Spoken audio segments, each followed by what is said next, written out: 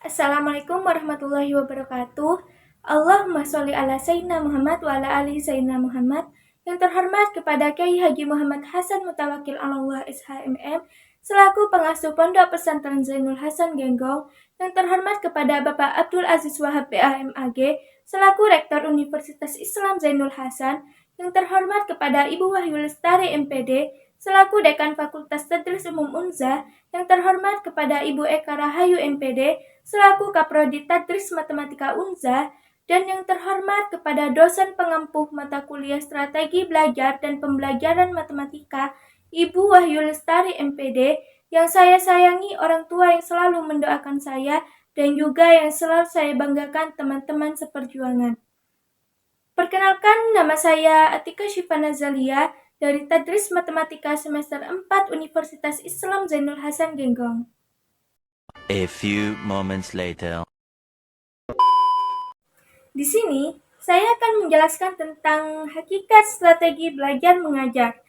Pengertian hakikat secara epistemologi adalah sumber ataupun inti dari suatu hal. Hakikat biasa digunakan sebagai ungkapan yang menunjukkan maksud atau dasar suatu hal.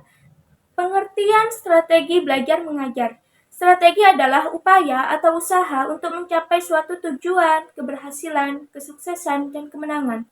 Strategi belajar mengajar dapat diartikan sebagai usaha untuk mencapai tujuan yang telah ditentukan. Oleh karena itu, dapat disimpulkan bahwa strategi belajar mengajar adalah rencana yang disusun sebagai suatu rangkaian kegiatan, di mana proses belajar mengajar dilakukan dengan menggunakan metode atau strategi tertentu dengan memanfaatkan berbagai sumber daya untuk mencapai tujuan yang telah ditetapkan.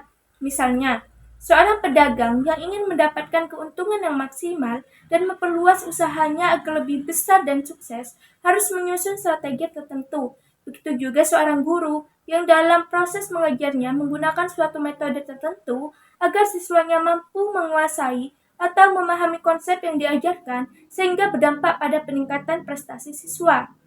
Yang pertama, strategi pengorganisasian pembelajaran. Pengorganisasian pembelajaran merupakan hal penting dalam proses belajar mengajar matematika, terutama dalam menyusun rancangan kegiatan dengan memadukan sebuah keterampilan mengelola strategi organisasi pembelajaran yang terpadu. Yang kedua, strategi penyampaian pembelajaran. Penyampaian isi pembelajaran merupakan salah satu metode proses pembelajaran. Tujuannya adalah agar isi dan informasi pembelajaran tersampaikan dengan baik kepada siswa sehingga pemahaman konsep yang dimiliki siswa menjadi baik. Yang ketiga, strategi pengelolaan pembelajaran. Pengelolaan pembelajaran adalah suatu proses menata atau merancang keterlibatan peserta didik dengan metode yang dipilih.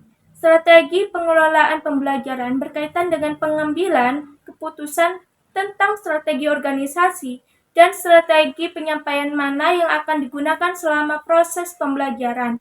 Paling tidak ada 3 klasifikasi penting dalam strategi pembelajaran, yaitu penjadwalan, pembuatan catatan kemajuan belajar siswa, dan motivasi. Komponen belajar mengajar matematika. Pada Kamus Bahasa Indonesia, komponen adalah bagian dari keseluruhan, sedangkan belajar mengajar adalah perubahan yang bertahan lama dalam sikap, perilaku, dan kapasitas berperilaku dengan cara tertentu, yang dihasilkan dari latihan atau bentuk-bentuk pengalaman lainnya. Yang pertama, bertanya. Proses belajar mengajar matematika harus diawali dengan sebuah pertanyaan pembuka yang membangkitkan rasa ingin tahu siswa terhadap fenomena tersebut. Siswa diberi kesempatan untuk bertanya. Guru menyampaikan pertanyaan pokok yang harus dijawab oleh siswa. Yang kedua, keaktifan peserta didik.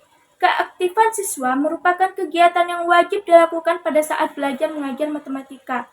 Guru berperan sebagai fasilitator, membimbing siswa agar aktif dan terlibat langsung dalam kegiatan belajar mengajar. Yang ketiga, kerjasama. Kegiatan belajar mengajar matematika membutuhkan peer tutoring dalam kegiatan diskusi kelompok. Siswa dituntut mampu mengomunikasikan berbagai ide atau solusi terhadap permasalahan yang diberikan guru melalui kerjasama tim.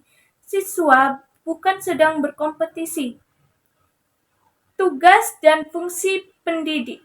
Pendidik sebagai ujung tombak pendidikan haruslah dibekali berbagai ilmu dan mendidik peserta didik disertai pula dengan seperangkat latihan keterampilan kependidikan. Seorang pendidik baru dikatakan sempurna jika perannya sebagai guru sekaligus pembimbing.